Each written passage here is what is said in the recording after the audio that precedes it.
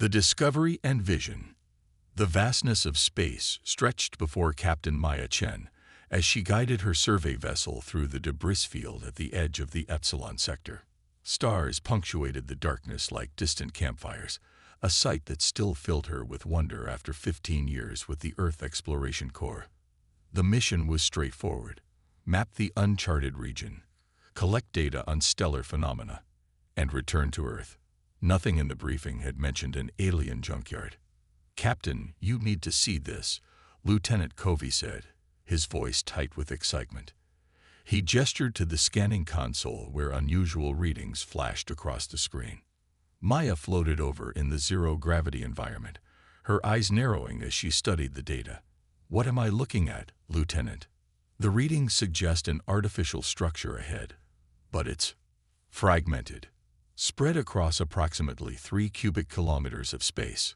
Natural debris cluster?" she asked, though the regular patterns on the scanner suggested otherwise. "No, ma'am. These are manufactured components, thousands of them. And they don't match any known human technology." Maya made a decision. "Take us closer, 1/4 thrust. Alert Dr. Castillo to prepare for potential specimen collection." As their ship, the EEC Horizon, edged closer to the mysterious field, the main view screen revealed a spectacular sight. Metal fragments of various sizes drifted in the vacuum, some as small as a human hand, others larger than their shuttle bay. The pieces gleamed with an unusual iridescence that shifted colors as they tumbled slowly through the void.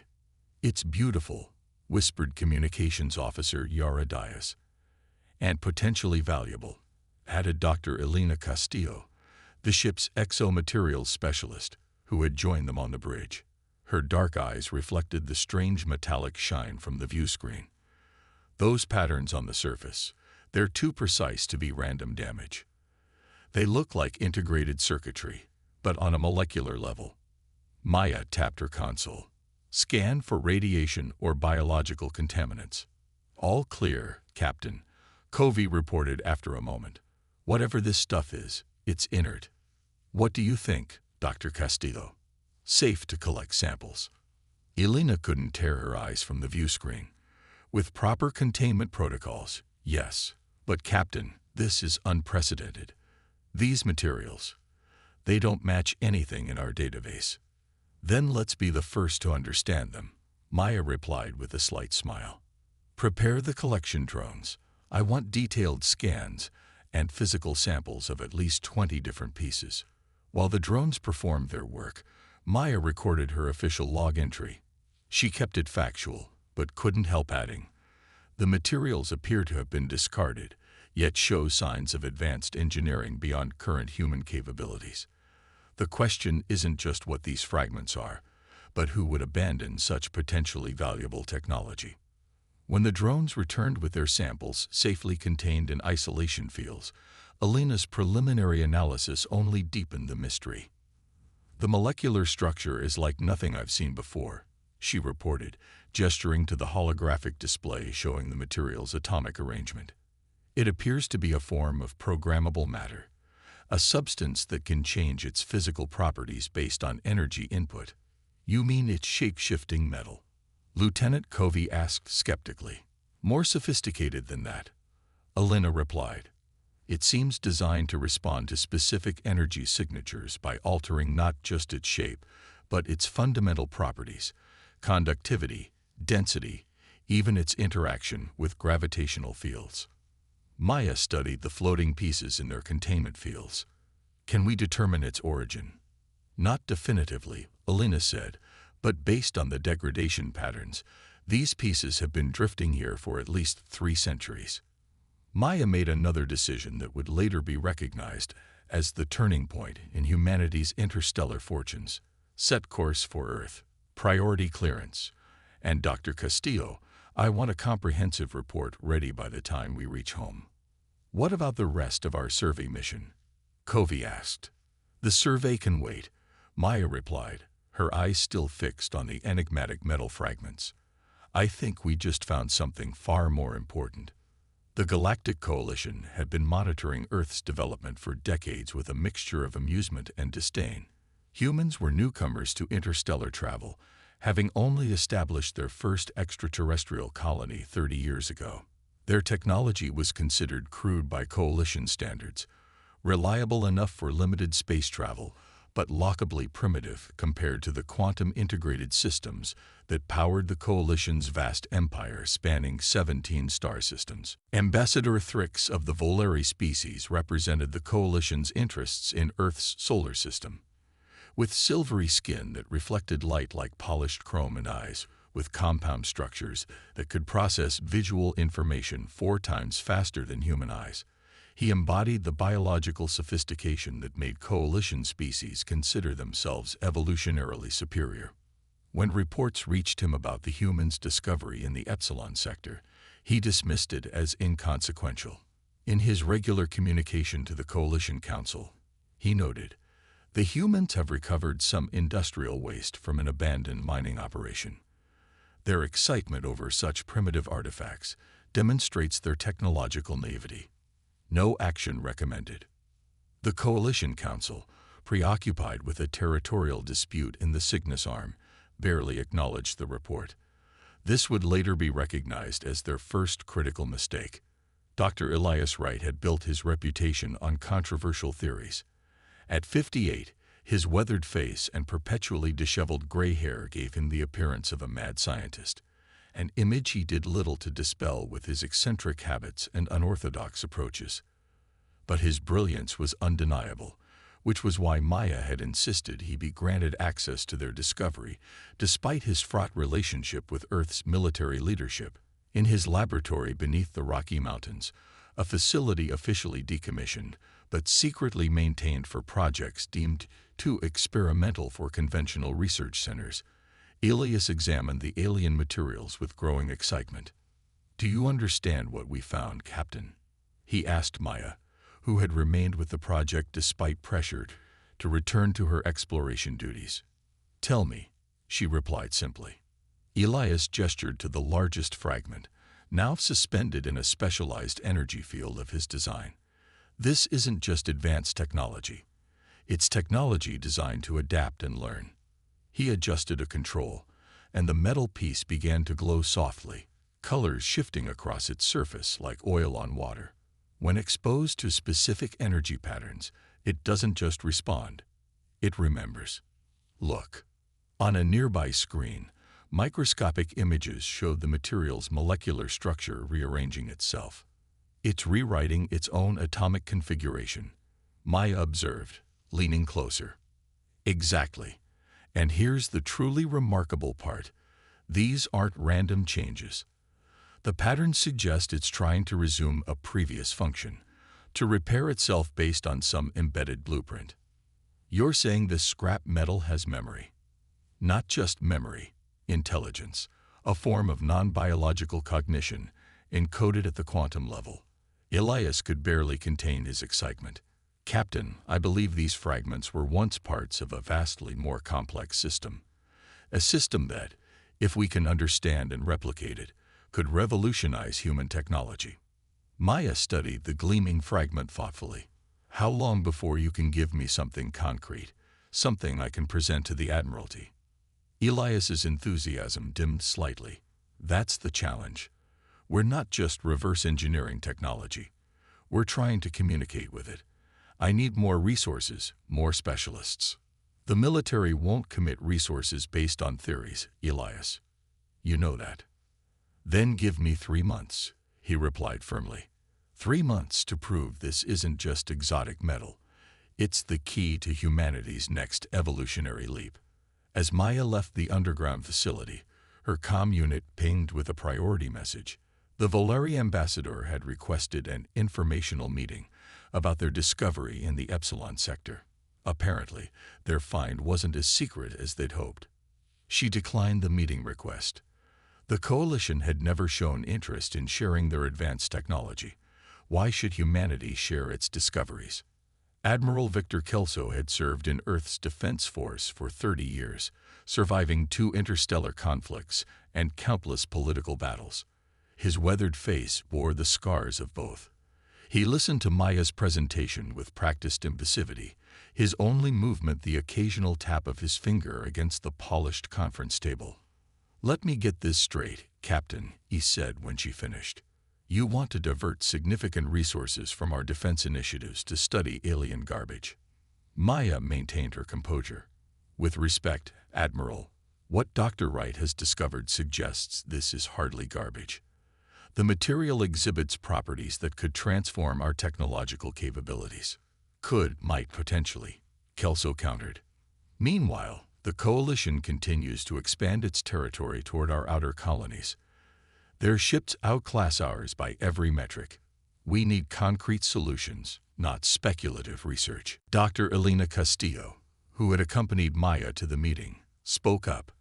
"Admiral, preliminary tests show these materials can absorb and redirect energy in ways that defy our current understanding of physics. The potential military applications alone—" "I've heard enough," Kelso interrupted, rising from his chair. "The Admiralty appreciates your enthusiasm, but we can't justify the requested resources for this project.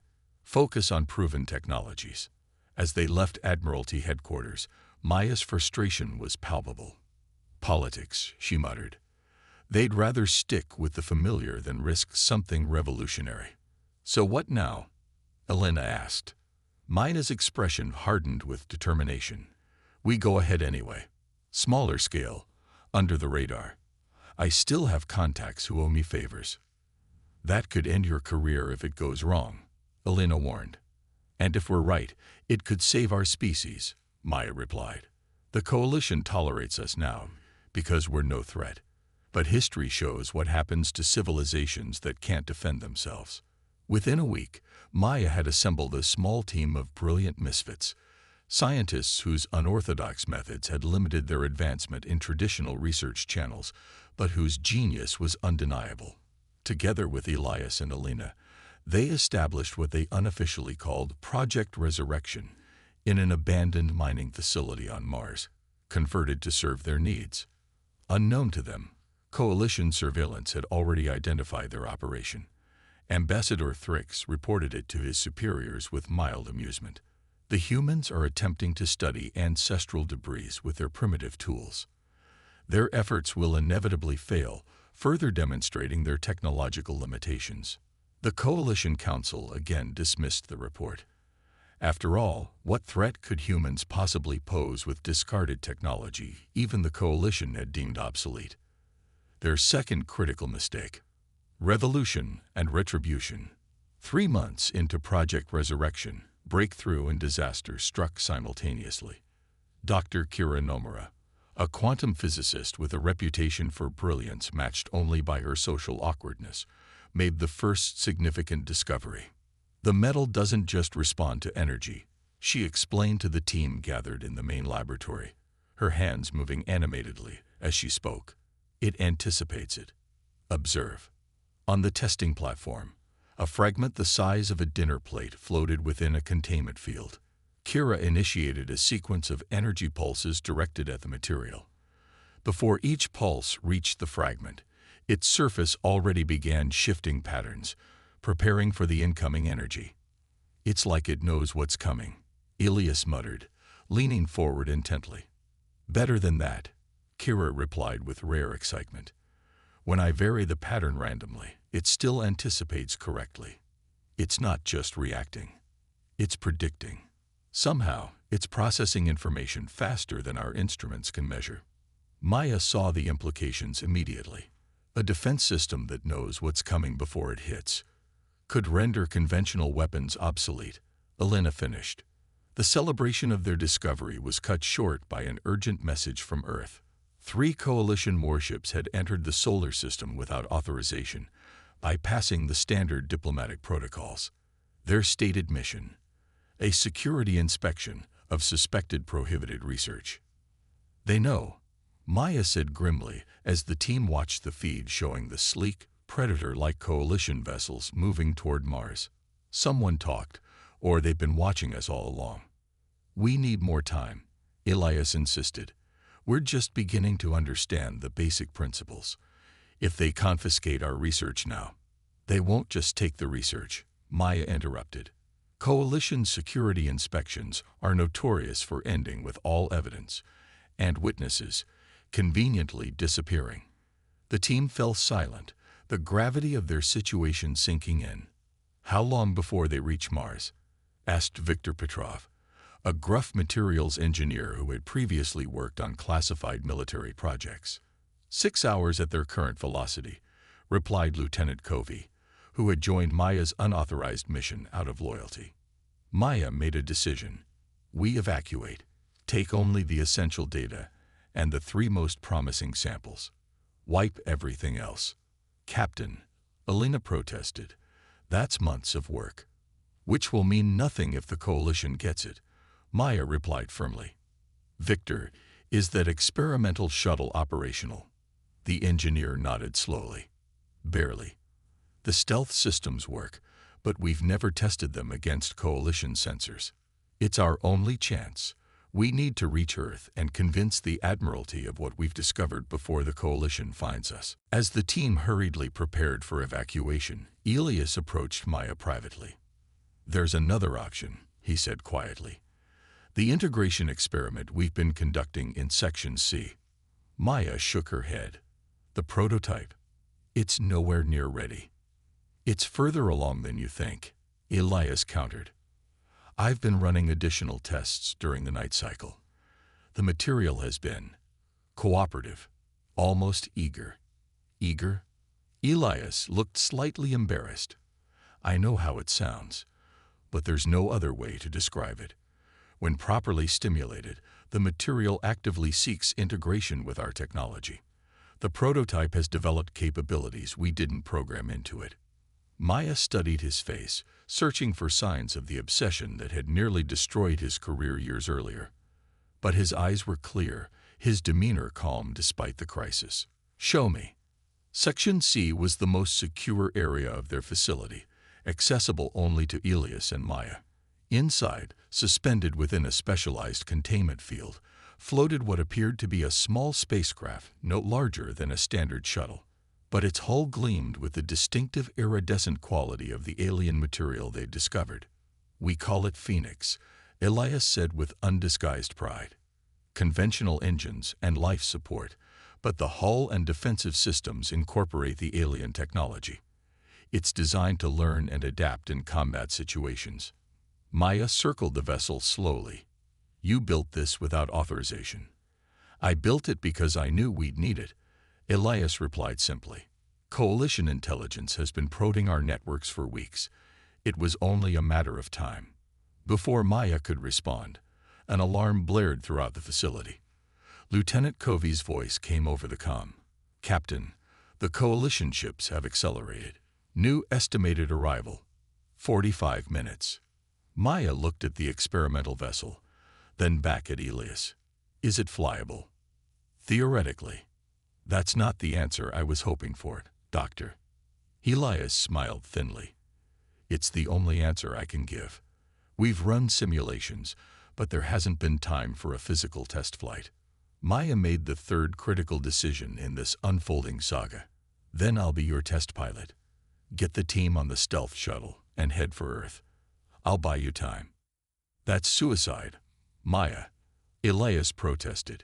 Even if Phoenix works as designed, you'd be facing 3 coalition warships alone. If your theories about this material are correct, I won't be alone, Maya replied. I'll have the most advanced defensive system ever created. 40 minutes later, as the evacuation shuttle slipped away from Mars under cover of its experimental stealth technology, Maya sat in Phoenix's cockpit, running through unfamiliar control systems.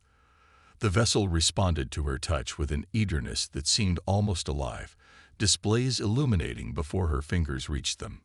Coalition warships entering orbit, reported the facility's AI, its voice eerily calm. Open the launch bay, Maya ordered, strapping herself in, and initiate facility purge protocols.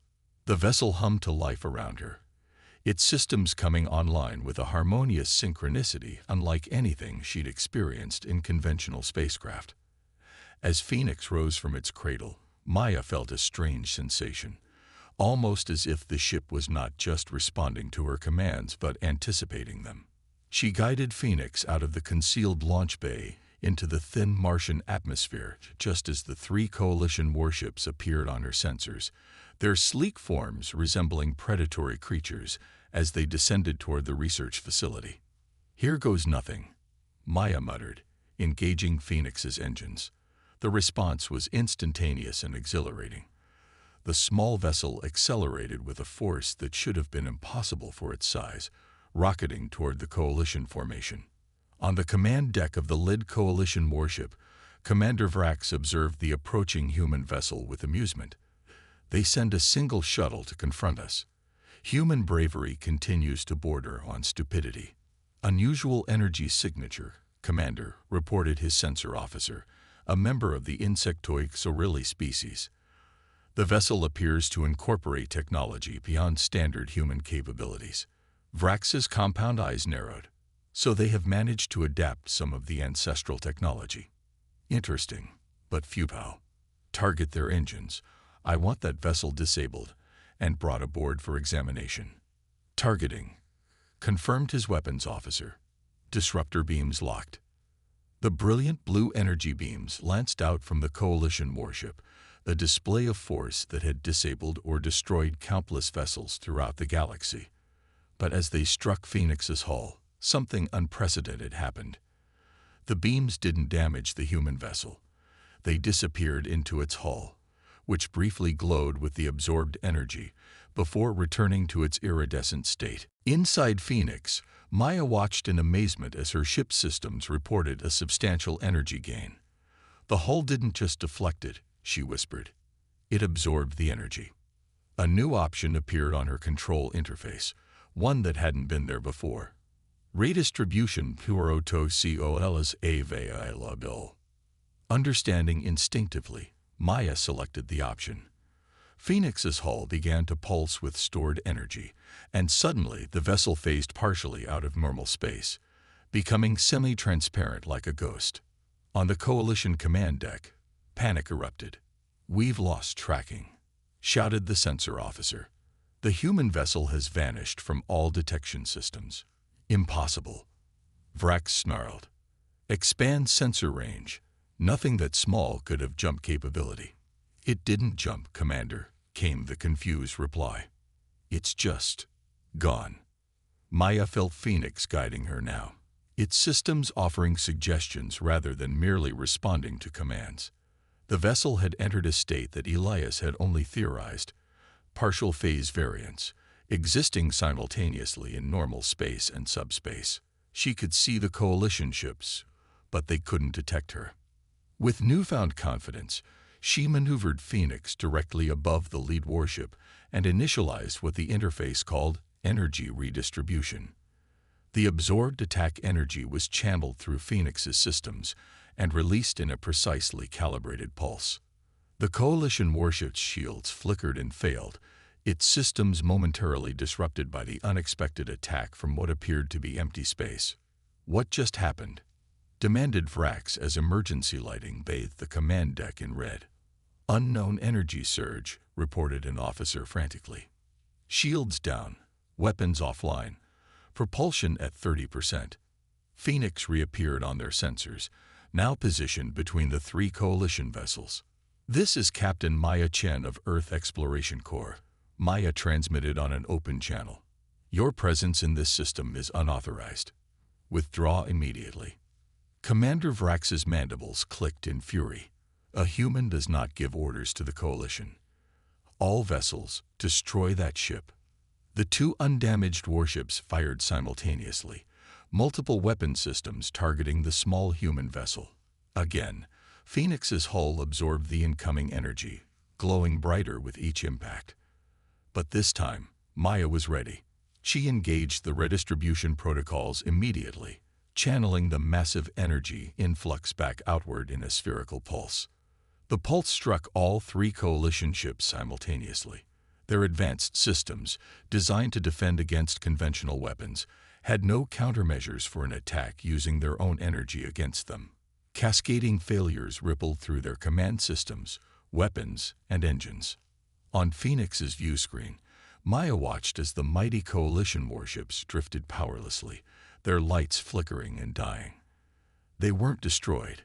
That hadn't been her intention. But they were completely neutralized. "This is your final warning," she transmitted. "Leave Earth space or face destruction. And when you report to your superiors, tell them this: what you dismissed as scrap has become humanity's shield. We are no longer defenseless."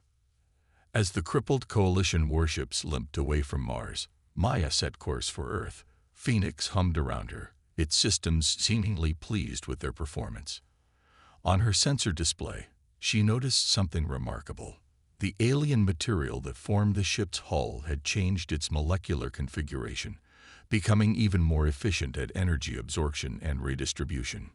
It was learning, evolving, just as Elias had theorized. 1 year later, Ambassador Thrix stood uncomfortably before the Earth Coalition Joint Council, a diplomatic body that would have been unthinkable before what historians now call the Mars Incident. Humans sat as equals with representatives from the 17 coalition species, a status they had earned not through centuries of technological development, but through one revolutionary leap. The coalition acknowledges that previous assessments of human technological potential were inaccurate, Thrix stated formally. "We extend an offer of full technological exchange and mutual defense." Admiral Kelso, now head of Earth's interstellar affairs, exchanged a glance with Maya, seated beside him in her new uniform as fleet commander. "We appreciate the coalition's change of perspective," he replied diplomatically. "Earth is prepared to share certain advances in our integration technologies, while respecting boundaries both sides deem appropriate for security." The meeting continued with discussions of trade routes and collaborative research initiatives, but Maya's thoughts drifted to the Phoenix fleet now in production. 30 vessels incorporating the alien technology. What they now understood had been created by an ancient civilization that had transcended physical form, leaving behind their technological shells like discarded cocoons. What the coalition had dismissed as space junk, humans had recognized as treasure. Where other species saw only what things were, humanity saw what things could become. It was a lesson the galaxy wouldn't soon forget. In the vastness of space, Phoenix flew alongside its newer sister ships, their hulls gleaming with possibility. They weren't just vessels, but symbols of humanity's greatest strength: the ability to find value in the discarded, to reimagine the broken, and to transform the ordinary into the extraordinary. The aliens had mocked Earth's scrap, until humans built a war machine that changed the course of galactic history.